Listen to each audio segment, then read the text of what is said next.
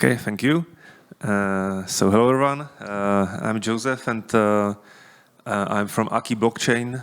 We are a cybersecurity company, auditors, and we are mainly known for auditing smart contracts on Solana and Ethereum, but we are also developing some open source and teaching blockchain. And we had this problem that I'll talk about today, which came up to a solution. We are quite working with high-profile protocols, and one of them is Safe, and Safe is very active in drafting new proposals and protocols. And this ERC I'm going to talk about was drafted by Safe, and we are co-authors of the ERC.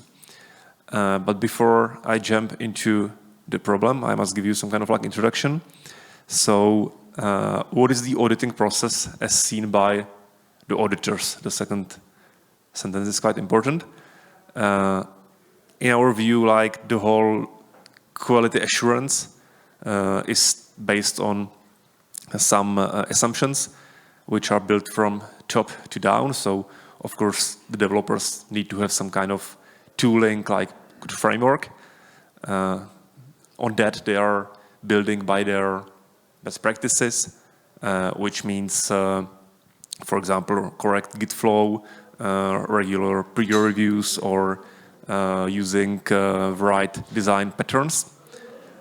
And on top of that, we are adding tests, which means, of course, the developers should be writing their tests, and that's another layer of security.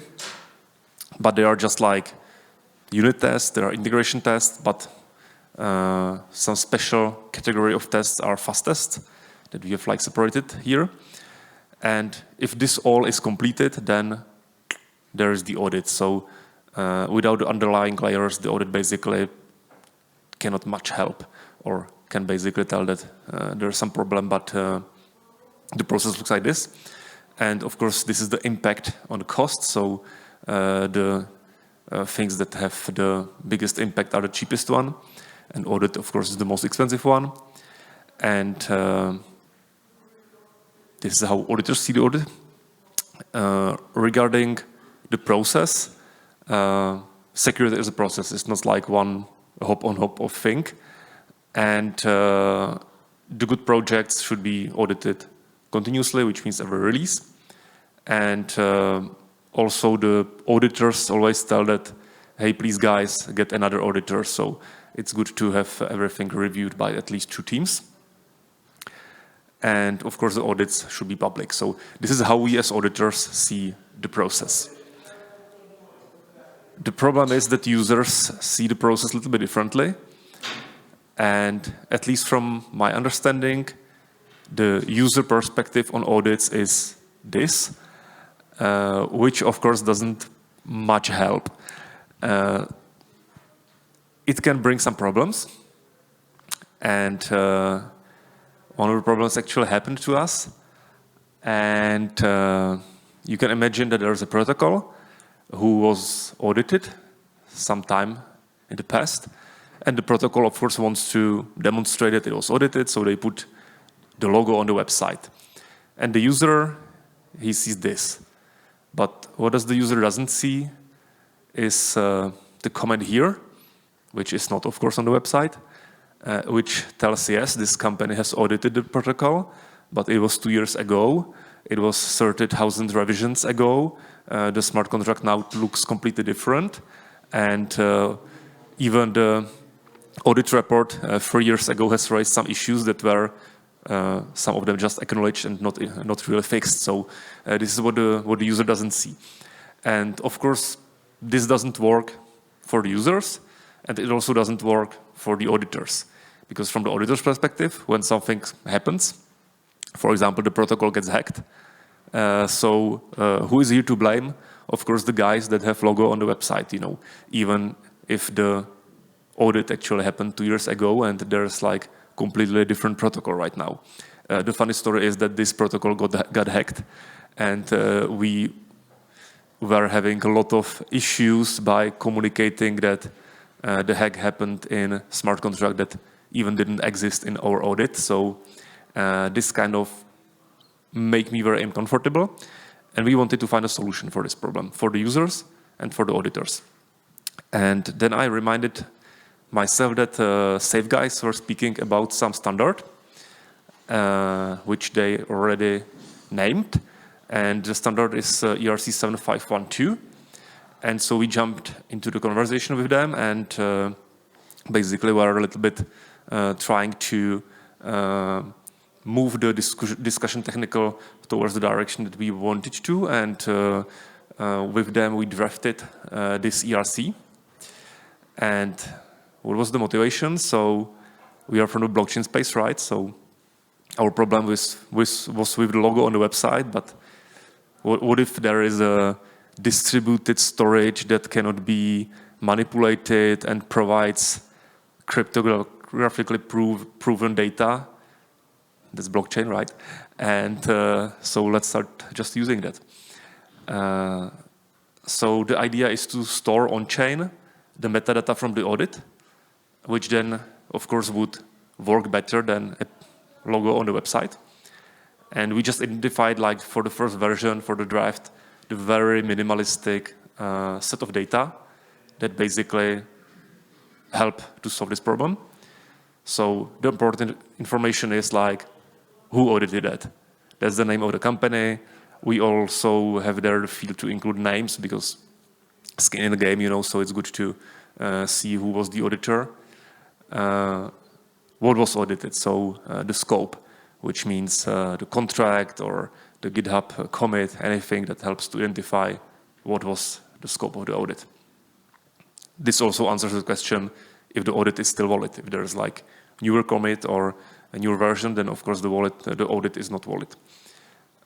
Then important question is when was it audited? So this also helps to answer the question if the audit is still valid or not. And also a question if the fixes that the auditors recommended were actually followed. So this, I would say, is like the minimal set of data that we need to store on chain. And so we did. This is the ERC. And the structure is very easy.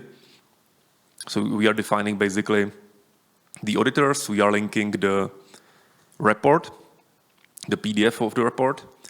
To be sure it cannot be manipulated, we are also including a hash of the report. We are including a list of auditors who work on the report. And we are linking there in this draft the actual deployed address on the chain, which means if it was on Avalanche, then we include chain ID of Avalanche and the address that it was deployed to.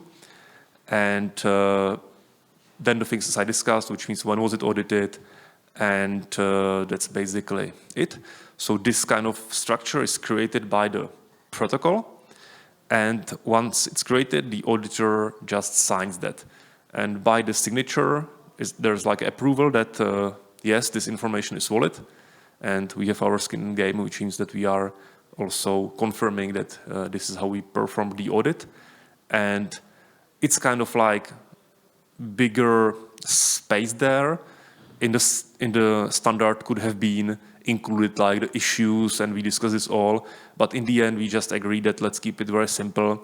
And basically, when the auditor signs that, it means he is happy with the outcome of the fixes. So we don't need to include like every issue and the status of the issue, but just like by the signature, the auditor approves that, okay, we are happy, and now it can be signed. So this is the easy solution. And what does it cover? The use cases. So it's a proof of the audit, which means there's a clear that it happened at some time and happened on some scope. It's also kind of like the other edge case. For example, the auditing company could modify the PDF of the report. If they would oversee some issue, they could edit there, and be doing like kind of these practices that shouldn't be done. So also, as we have on-chain the hash of the audit, it cannot be manipulated. So it's working on both sides. And another like huge advantage is that by having this kind of on-chain structure on Ethereum, we can query that programmatically by a simple RPC call. which means it can be implemented, for example, by rect news. So far, when something is wrecked, they are just like following the tweets and trying to find from the tweets who was the auditor. So here it would be like very hard proof, and it can be checked by an easy algorithm. And also, my initial goal was that this should replace the logos on the website, which of course is not defined yet in the standard, but we can imagine that there's, for example, some kind of like interactive dashboard that will show that it's audited and the audit is still valid, and this dashboard could be used then by the protocols on the websites. So it will also work for the end user, and that was the second part of the motivation. So this is the ERC in a nutshell. If you'd be interested, here is the proposal as it's drafted. The QR code leads to the Ethereum website. If you would like to add anything, ask anything, or help with anything, we have a Telegram group, which is now quite small, but there are all the authors of this ERC, and now the goal is to basically have the draft finished and push it towards the production, so every protocol could be using this, and it will help us to create a safer space for the users in the end. These are the companies that stay behind this ERC, so you can see that they are quite high-profile auditors: Open Zeppelin, OtterSec, two bug bounty platforms, Safe, they are driving that most, Chain Security, so it's kind of like good names. And we are happy we are part of this initiative. So thank you, and maybe you have any questions?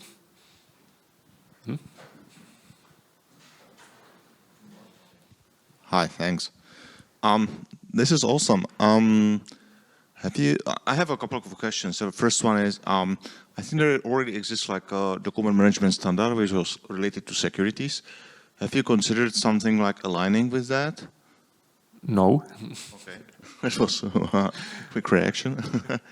Basically, like the motivation was to keep it as much as lightweight as we could. But of course, even in this very small group, there are like very different opinions. Because, for example, like the bug bounty platforms, they wanted to look a little bit different. We want to look a little bit different. But like the very core that needs to be settled is like who audited it, when was it, and what was the scope, and that's here. Okay. The second question is, I can often see that there are like updates on audits, right? That there is the audit and there is some, following works by the project, and then there is like the audit updated document reflecting the outcomes of the, whatever project has responded to the audit. And those are literally not considered like sometimes like not secondary audits. It's more like this is updated document. Sometimes we can see within the projects that you cannot see both of them, both versions, the previous one and the new one. You only see like the new one. So do you guys somehow discuss this? Because the versioning is not here, but do you guys somehow discuss it? How this would be handled, the versioning of the audits? Yeah, it's there actually, and you're right. It's the best practice that the audit is constantly being updated. So the good audit has like 7 revisions, and you can see even like the history, how the protocol was evolving. These are really the best audits. We are, for example, doing this with Axelar. We just submitted a revision number 7. So this is the best practice, how to work with audits. Of course, the auditing company should never like modify the previous versions. We have like rule append only. So whatever happens, append only. And exactly like here, it works that way that this structure is emitted for each revision. So basically, because like when you have a revision number 2, then the scope is not valid. So basically, if there would be, the dashboard, this would be then flashing red, it's outdated. But you will just, as a protocol, emit the new version of the contract. We as auditors sign it, and there's like new entity which is green. So yeah, it's built in, and we wanted to keep it simple, so there is no versioning, but every version should have its own representation. So do you plan to have like a secondary standard which would say this is a collection which reflects all those revisions? We are not there yet. Quite like from my side, I'm happy even with this because it's doing the job, and we just didn't want to complicate it. Okay, and potentially last question, because there might be a few more from the audience, and that is, reading the ERC number, do you guys consider that this could be like a little bit more adjusted, that it would become the NFT? I know that, for example, if I can tell the word, on Solana, they are having discussions of having audit proofs as NFTs. Here in the Ethereum space, I think it wouldn't be accepted that happily, if I say it polite. Yeah, I think NFTs is kind of the way, because otherwise you lose the link from the contract to audit. So me as like user of the contract, I cannot see like if the contract was audited or not, because there is link from this audit contract to audited contract, but there is no backlink. So I think you need some kind of NFT or something like this to create this link. And but the question is, what stops audit company or developers themselves from spamming like hundreds of different of those audit contracts to for their own contracts that they want to be audited, or they want to look like audited and just like just show whatever is convenient. Yeah, it's not here in the snippet, but they are in the ERC proposal is something like that every auditing company will have its own like verified address that will sign this. So basically, I know there will be a list of companies that have these kind of accounts for signing the structure here, and by that you can identify who signed that. If this answers the question. Who will do this QYA, know your auditor thing? Like decentralized community, no one, yeah. But of course, like the idea is everyone can sign anything, of course. But I know for my site, for example, I will have like on our website that this is our account that's used for signing of our audits, so something like this, yeah. But this is not trustless. Propose something, yeah. No, I'm just saying. Yeah. There's no like. But yeah, it's like very, very no mechanism easy to make it trustless not yet.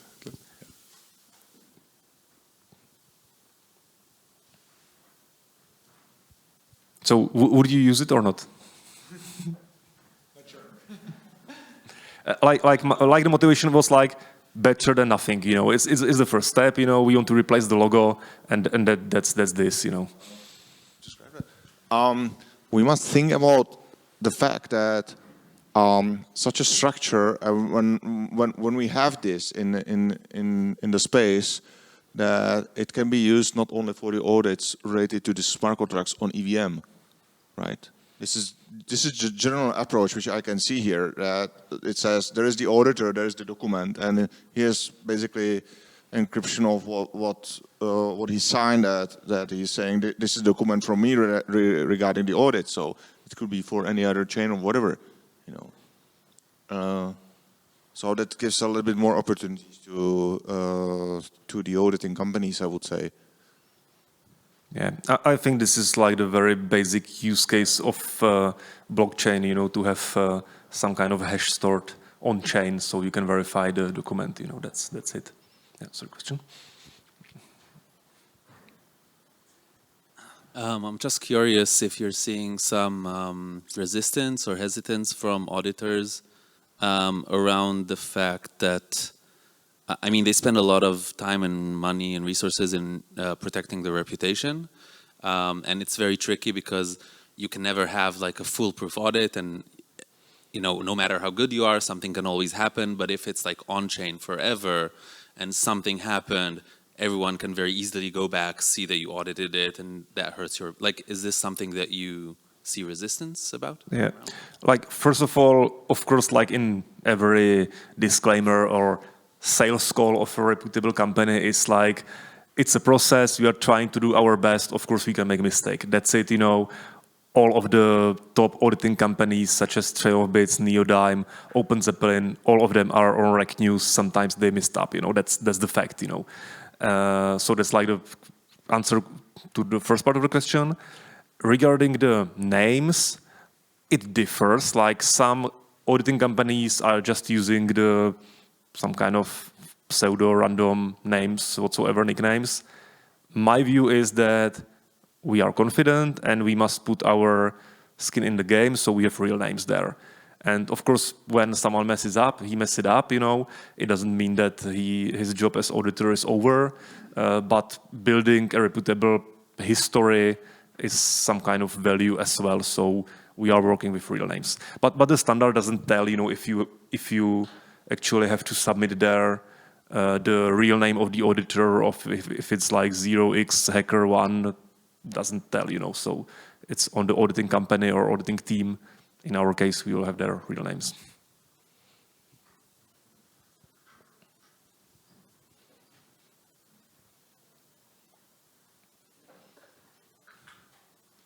Okay. Thank you.